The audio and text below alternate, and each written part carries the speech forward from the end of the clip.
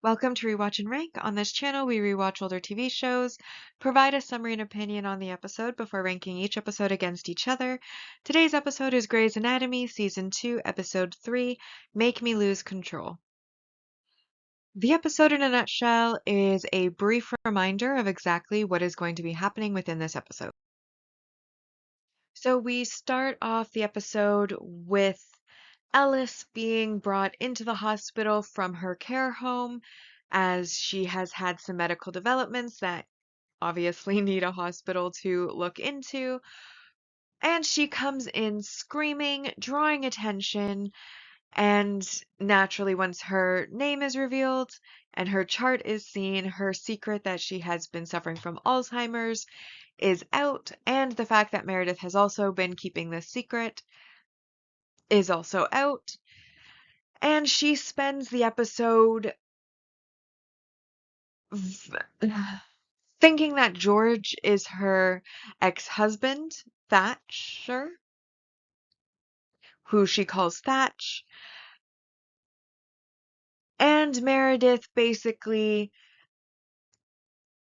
is being treated with kid gloves, essentially, because of the fact that, her mom, she keeps saying that she's fine, but in such a way that it's obvious she isn't necessarily fine. The and then, of course, through doing the tests, which George actually has to make Alex do because Ellis won't let him near her thinking that he's Thatcher, reveals that she does have liver cancer. However, at the end of the episode, when George goes to deliver the results, she does ask if it's malignant or benign, and it turns out to be a benign liver cancer, according to George at this time.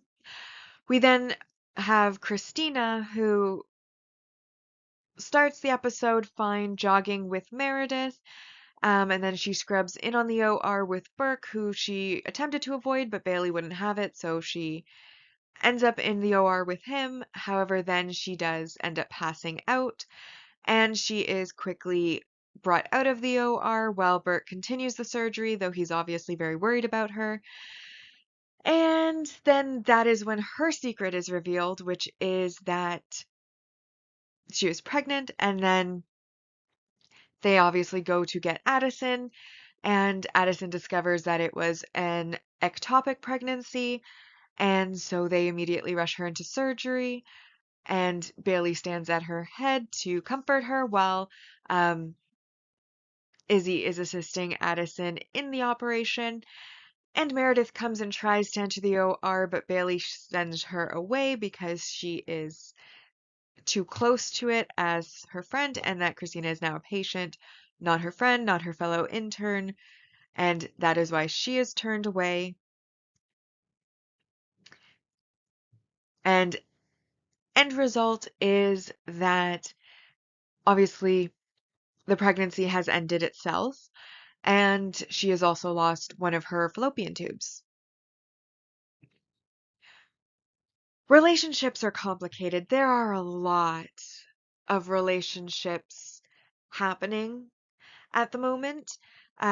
First, we have Izzy and Alex starting to get flirty, and she's obviously seen a better side of him over the course of several episodes, and they are now good friends, and that good friendship is kind of veering into a more flirtatious side.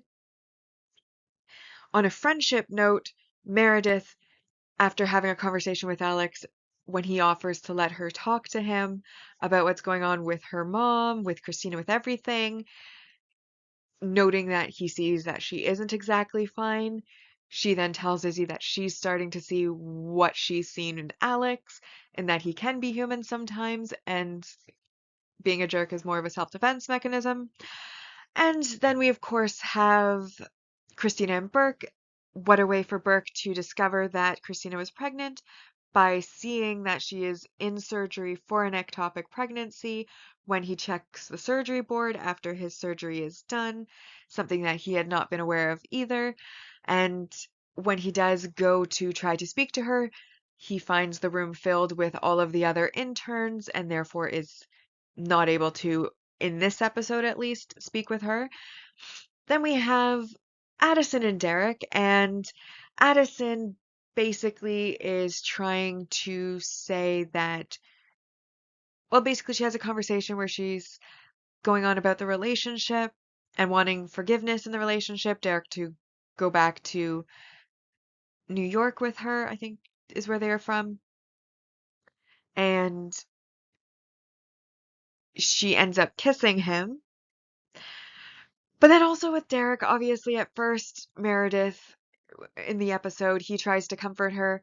She yells at him, basically saying, don't talk like he's her boyfriend, talking about how Addison is very smart, very likable, difficult to hate. And then at the end of the episode, when Meredith finally lets all of her feelings out from everything just kind of stacking up on each other, he then comes out to check on her while she was crying on a park bench, and she tells him that she is exhausted and that the most exhausting thing is trying to pretend that she hates him and that she doesn't want to do that anymore. And then she kisses him too.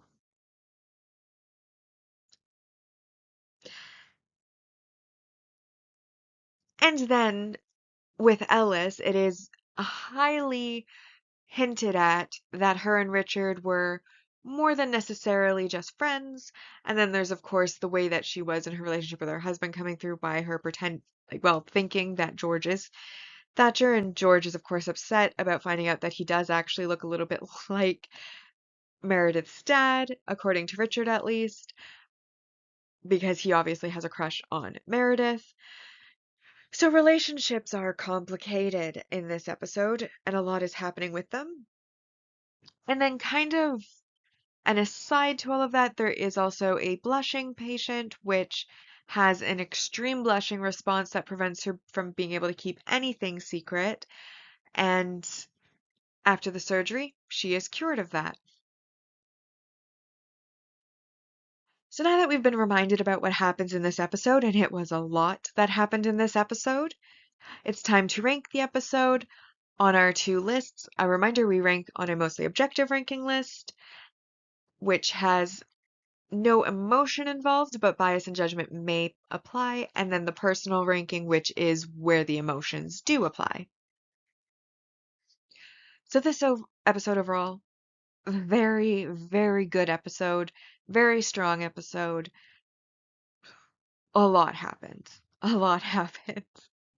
So first we will start with our lowest score. We of course have our supporting relationship developments, which is, of course, Alex and Izzy becoming a bit more flirtatious. Nothing coupley has quite happened between them yet, but it's obvious that that is where we are headed towards.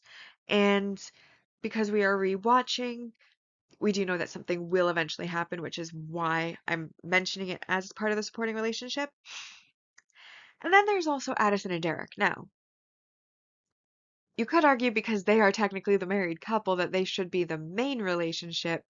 However, we also know that Addison is not his end game, and so that is why I have decided to put their relationship, Addison and Derek, as the supporting relationship rather than the main relationship. Benefits of this being a rewatch channel versus a reaction channel, as I already know where these relationships go. But as I mentioned in the summary, there is a scene within this episode where Addison and Derek kiss, and she admits that she still loves him. She comments on how the way she sees it, there's only three ways that their relationship can go from here. First one, she apologizes. He forgives her. They go home and life carries on as it always had. Option two, she says, was that she apologizes. He forgives her. They go home and he brings it up every so often in an argument to use against her. And then he asks about option three, and she says she doesn't know what option three could be before kissing him and then stating that she still loves him. And he doesn't decline the kiss. So there's that. but that is worth 2 points. We then have our multi-season supporting character development, which is, of course, with Ellis. And obviously, her Alzheimer's, which she had basically put in legal writing to the care home, was to be kept a secret, that she made Meredith promise to keep a secret, has now come out. And everybody at the hospital knows what is going on with her because she came in screaming and berating all of them, calling everybody amateurs.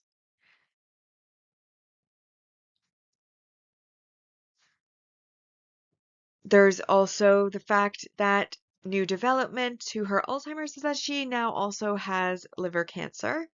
Though according to George at the end of the episode, it is a benign liver cancer. She also again calls Richard a beautiful man when Preston is in there getting her ready for the biopsy to find out whether the mass was benign or malignant cancer. And this, of course, is what hints to the fact that they may have had more of a relationship.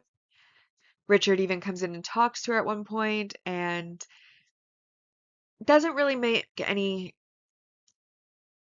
comments on whether or not they would be in a relationship, but he does sort of talk about how difficult it is to be the one who's gone, but also how difficult it is to be the one who's still around when they are talking. So that is our 3 points. And then we have 4 points for our multi-season main character development, which is obviously the ectopic pregnancy and losing a tube of Christina. We have Burke finding out about the pregnancy, however, only after it's already lost.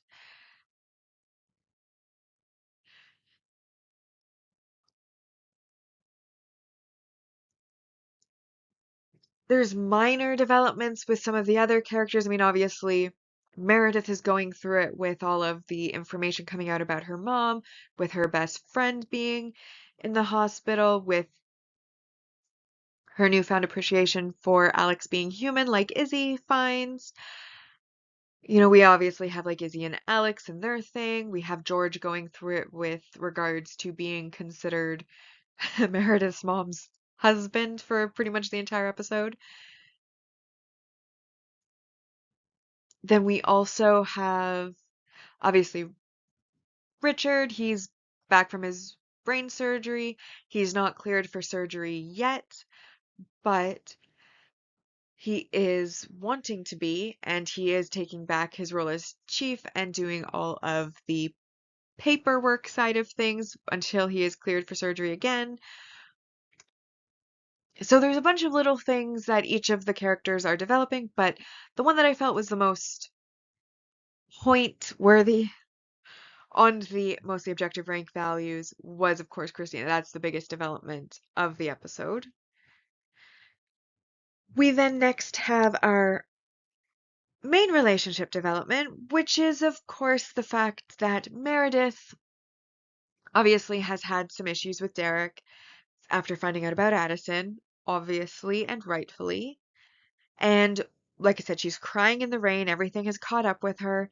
He comes out and kind of once again tries to offer comfort, and she basically has her tirade, but ultimately what it boils down to is that she is exhausted, hating him is the most exhausting, and she doesn't want to do it anymore, and she then kisses Derek as well. And again, he doesn't look overly upset about it, but earlier in the episode he had also been kissed by Addison.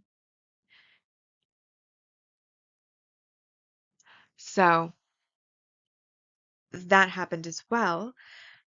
And then just overall final positive points is another 4, and that is overall, like every single plot that was in this episode was really good. We had the Ellis drama, which is good, the Christina drama, which is good. I did feel a little bit. I liked the blushing patient. I think that that also was a patient that had like some lessons to, The fact that she could never keep a secret, which in our secret themed episode was very good. And then, of course, her happy ending. But I feel like overall, she was completely overshadowed by all of the drama of the characters that are related to the main cast and that drama.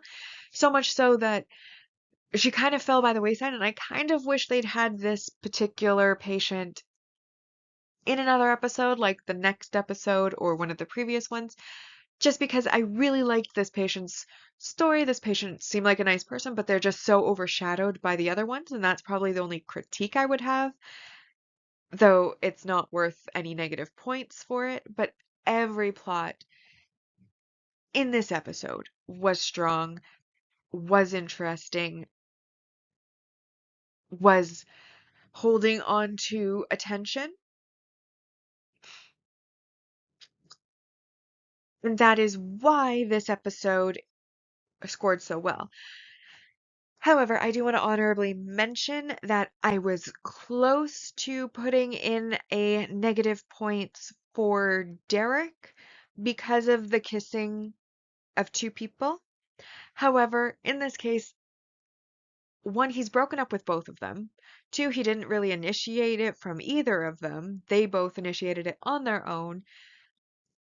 And while he doesn't look upset about either one kissing him, it hasn't gone beyond that into the realm of what I would consider being unfaithful at this point because he's not together with either of them. And both of them were people that he was in a relationship with previously who are trying to get him back, or at least would like to now get him back in Meredith's case, and in Addison's case is actively trying to get him back. So I didn't count it as negative points for that reason. And I just wanted to mention that because there may have been some people who would have given it negative points. Because I almost did, ultimately decided not to. So either way, this episode is a 10 out of 10 episode just objectively. Which brings us to our season 2 rankings so far. On our mostly objective ranking, this episode takes first place, Make Me Lose Control, then we have Enough is Enough, and in third place, Raindrops Keep Falling on My Head. So, now we come to the personal ranking. And everything that I said in the objective ranking still holds true.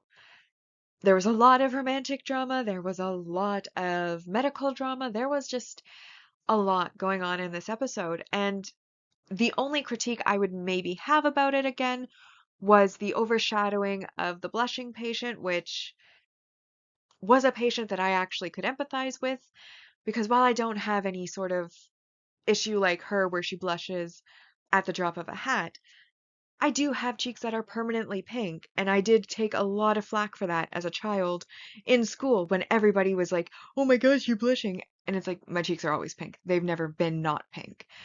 I could empathize on like a level with this patient, so I really didn't like that her story got really overshadowed, but she fit in with the theme of the episode of secrets coming out because she wasn't able to keep a secret because of how intense her flushing was and how rapid and obvious and instantaneous and uncontrollable her flushing was. So, semi can empathize with the patient, like the patient's story, fits in with the theme, but was very overshadowed by all the other drama, which just kind of overtakes it simply because of the connections between the patients and the doctors, and not the most overshadowed because I just remembered there was the patient that Burke was operating on as well, who had a literal broken heart because he had a tumor that had gone into the wall of his heart that Burke had been operating on when Christina collapsed. So that is the one that was most overshadowed in this episode because I did not remember that at all until like right now. Not even in my summary. But he did exist. Now, there are a couple of things that I really liked about the episode that didn't really fit into the chart values of our mostly objective ranking. The first one, of course, is that I like that Derek didn't give in to Richard when he tried to get his surgical rights back to be cleared for surgery. He stuck to his guns as a doctor and not as an employee of the man who's trying to get him to clear him.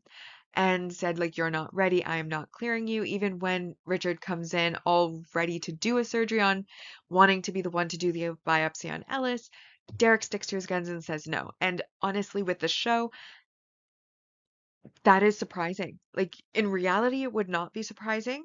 But in this show, where people kind of bend the rules and make exceptions and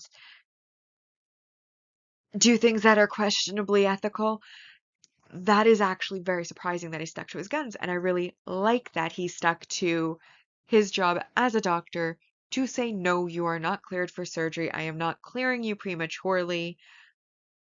It's not happening. I loved that. And then the second thing that didn't really fit was Bailey. I thought that Bailey was the star of this episode. All of this chaos with regards to her interns, their families, or the interns directly, everything was kind of swirling around, and I think she handled it amazingly. I think when Ellis comes in, she does what is right by Meredith. Meredith says she is fine, but she leaves her on what she calls scut work because she can anticipate a certain level of emotional instability due to her mom being there, in spite of all that fineness, which is a great line. She obviously, when Christina comes down, she and Izzy are watching from the gallery. When Burke was doing the operation, they immediately are down there. She immediately takes her. She's the one that Christina tells that she is 7 weeks pregnant when she comes to briefly. Bailey then is the one who stands at Christina's head throughout the entire surgery to offer comfort. She's the one who turns Meredith away because, just like you wouldn't for the family of any other patient, you don't let them into the operating room for obvious reasons, conflict of interest, emotional instability, etc., etc. She is the one who turns Meredith away, offers Christina more support. When Christina first wakes up, it is Bailey who is there to tell her about the operation, what happened, about her fallopian tubes. So throughout this episode, I feel like Bailey's amazing character comes through. The problem with Bailey so far is that, at least this season, they haven't really developed the character. They will in the future, obviously, that happens. But even this, like, it's not necessarily a development of character because that's how the character was designed from day one.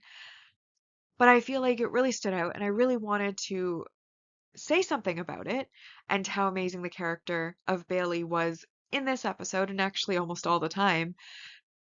But because she hasn't had much growth or development, because she's always been that way since day one, so far at least, we haven't really gotten to speak about Bailey's character very frequently on the channel, even though it is, well, like, she is one of my favorite characters. I mean, Meredith obviously is my favorite character. I really like Christina as a character.